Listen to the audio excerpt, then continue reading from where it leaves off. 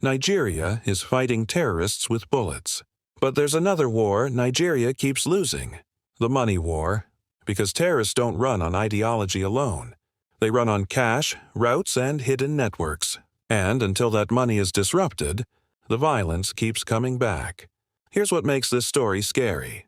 A terror group can lose fighters today and still attack tomorrow, because the money system is still working. This isn't only a security war, it's a business system. I'll show you. 1. Where terror money comes from. 2. How it moves. 3. Why sponsors stay hidden. And 4.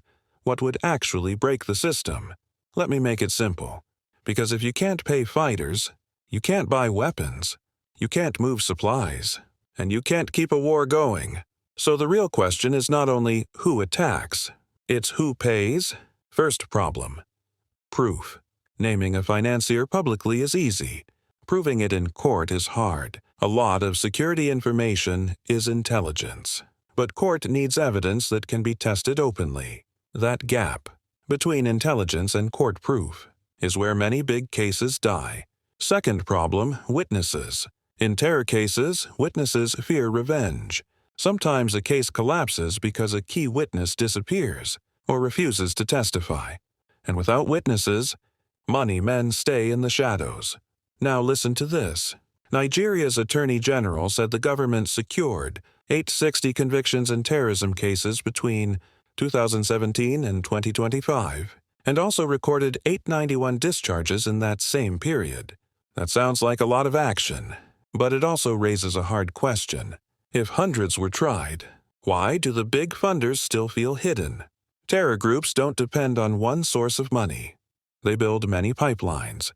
Taxes, extortion in areas they control, smuggling routes and black markets, kidnapping and forced payments, illegal mining and criminal trade, donations and hidden cash networks, and in parts of the Northeast, multiple reports describe armed groups behaving like a tax office, collecting levies from farmers and traders under threat.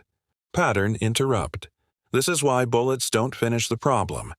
Because the money machine keeps running. Here's the uncomfortable part. Terror financing allegations in Nigeria often touch powerful networks, politics, business, influence. So naming sponsors can break alliances, create backlash, expose insiders, trigger retaliation. Now, here's the part nobody likes to say out loud. Sometimes, silence is not because they don't know.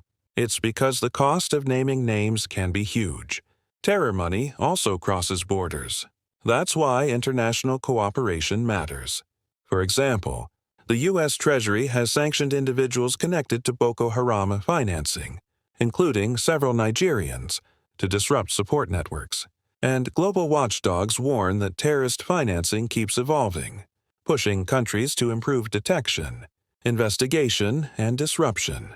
But cross-border money cases take time and require strong institutions to follow the trail. To win the terror finance war, Nigeria needs 3 things. Real witness protection, fast money tracking teams that can follow cash and networks, independent court action that can touch powerful names, because fighters pull triggers, but financiers buy fuel, logistics, and weapons. Nigeria has fought the gunmen for years, but the real war is the money war. When the money stops, the terror machine slows.